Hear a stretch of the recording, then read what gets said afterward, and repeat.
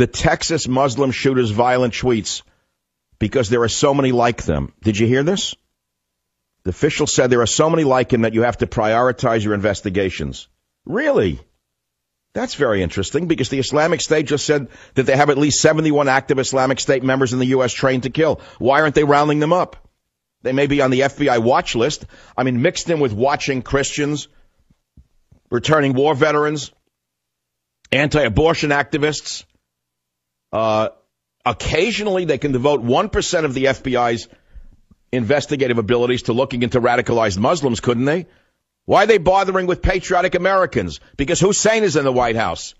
In plain English, it's an upside-down world because of what's going on in the White House. So, Muhammad art exhibit and contest. Provocative, yes. Offensive, yes. But we live in America. We don't live in Yemen. And provocation and offense is part of the culture of America, is it not? Look what Harvey Weinstein produces. Look what Sean Penn does in his movies. They're offensive movies to most of us. We don't burn theaters down because of what Weinstein produces. Do we burn theaters down because Weinstein attacks Christians in movies, making a mockery of people with crosses and turning everyone who goes to church into some kind of moron? We don't burn theaters down. We just don't go to the movie. Now, depictions of the Prophet Muhammad are another story to the liberal. Because they are, they know the law. That they know. Oh, that's considered offensive in Islam. That's provocative. So what about Christians? Well, they don't kill, so we can provoke them. That's all. That's the whole story. So there's the story in a nutshell. And the hero here is the cop, the traffic cop. Shot him dead in the head. Dead in the head. It wasn't the FBI who saved the attendees. It wasn't the ATF. It wasn't the Homeland Security. They did nothing. Nothing. They were there to taking pictures of everyone who attended to see if they get him on a watch list. Texas traffic cop.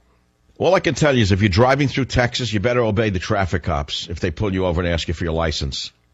One thing you'll know now is that the Mujahideen are not going to use Texas as a testing ground for a probe. They're not going to try it again. They might actually go get the sturgeon this time instead of the virgin. They may find themselves swimming with the fishes. Anyway, that's the story. It's actually it's an interesting story and it's very good. It's actually good to this story.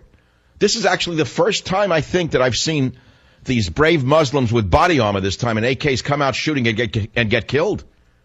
Can you imagine if Clinton had not disarmed our troops at Fort Hood? Could you imagine if the troops all had weapons when the Muslim major Nidal Hassan went on a shooting spree and reloaded and shot 13, killed 13, injured something like 50 some odd people? Imagine if Clinton had not disarmed our troops on bases and they had weapons. They could have killed the Muslim major, who is still alive, by the way.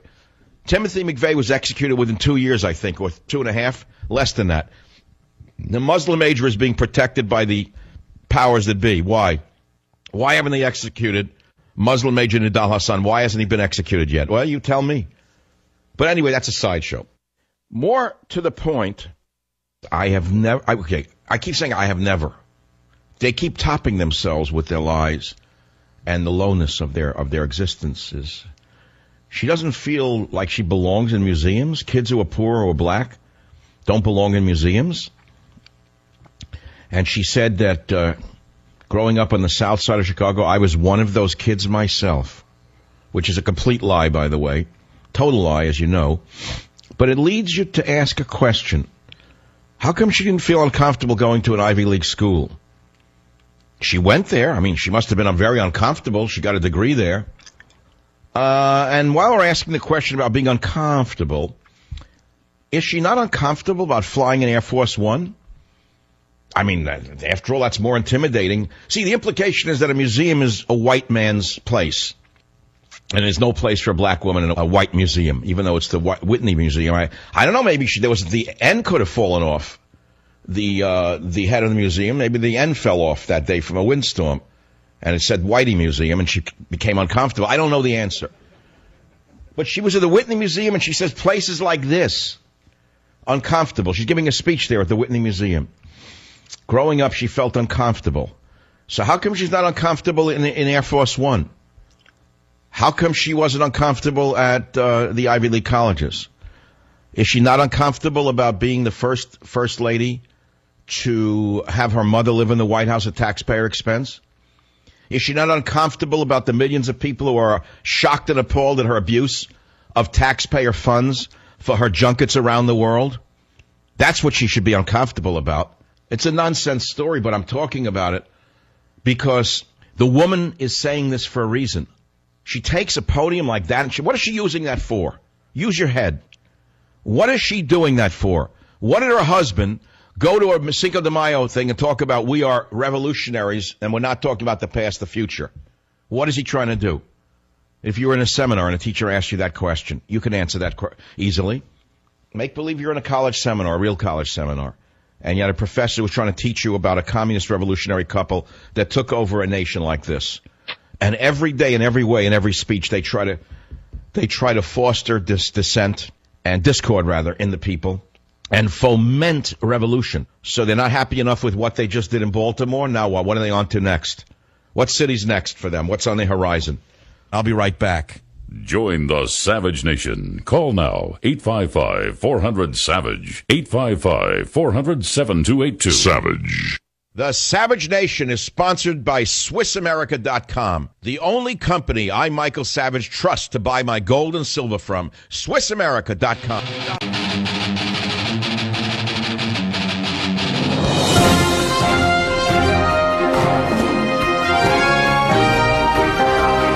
All right, the racial hatred of Obama and Michelle has gotten so bad that a Boston University professor, a black woman, has flunked white masculinity in a series of tweets. The hatred that's coming out of the mouths of these affirmative action hires is now reaching a crescendo. You judge for yourself and see if I'm wrong or is she wrong. Critics say a newly hired Boston University professor has crossed the line with recent tweets bashing whites. But the school says it's simply free speech. She wrote this: white masculinity isn't a problem for America's colleges. She wrote, white masculinity is the problem for America's colleges, said Saida Grundy, an incoming assistant professor of sociology and African American studies at BU. Now, as you well know, sociology is a non-science. It's sort of the dumping ground for liberal arts majors. And all of these ethnic studies departments are really in the same category. They're certainly not physical chemistry. In another tweet from January, she wrote, every MLK week, I commit myself to not spending a dime in white-owned businesses. And every year I find it nearly impossible.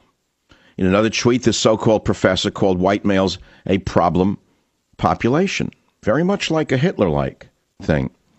She asked, why is white America so reluctant to identify white college males as a problem population? Now, could you imagine the Nazis doing this and writing this about Jews? But she's an assistant professor at Boston University. Can you believe this? The tweets of this vile individual were first noticed by a student, Nick Pappas, who posted them on his website and questioned how this person could be able to teach a diverse classroom given the racial hostility in her tweets. She said, you have to teach college-age white males eventually, no? This seems like you're unqualified to grade their work as you clearly demonstrate some kind of special bias against them, he wrote. Of course he's right. Well, those who follow campus politics today say they're not shocked. David Horowitz said, I'm not surprised that Boston University is hiring a racist to teach African-American studies. Anti-white racism is rampant in black studies programs, which are generally indoctrination programs in left-wing politics. But Boston University, which is really a non-university, stands by the professor who will start working at the college in June. BU spokesmouth Colin Riley said, Professor Grundy is exercising a right to free speech, and we respect her right to do so. Now, what if a white racist wrote this about black males? What if somebody in political science wrote tweets like this saying, quote, black masculinity isn't a problem for America's colleges? Black masculinity is the problem for America's colleges.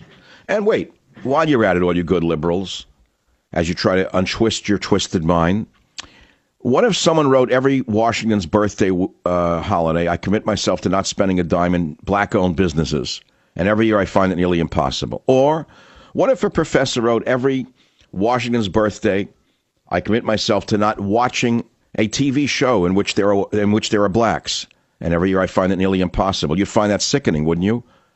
But not this way, right? This is allowed? This is what you want teaching your children? Is this what you want people? Is this what you want your children to be exposed to? This is what they are being exposed to. And now you have the rest of the story. Boston University professor flunks white masculinity in controversial tweets. Says a lot for African studies, doesn't it? Yes, indeedy. Now, what else is in the news as we close the show today? Here's another wonderful one. The courts in Illinois, the Illinois Supreme Court, struck down a 2013 law that tried to limit pensions for union thugs. So, in other words, the Supreme Court went along with the union thugs and said you have to pay the union thugs pensions you can't afford. And now you've heard the rest of the story. Monday, I want you in the bookstores. Monday, I want you to ask and demand for a copy up front of Countdown to Mecca.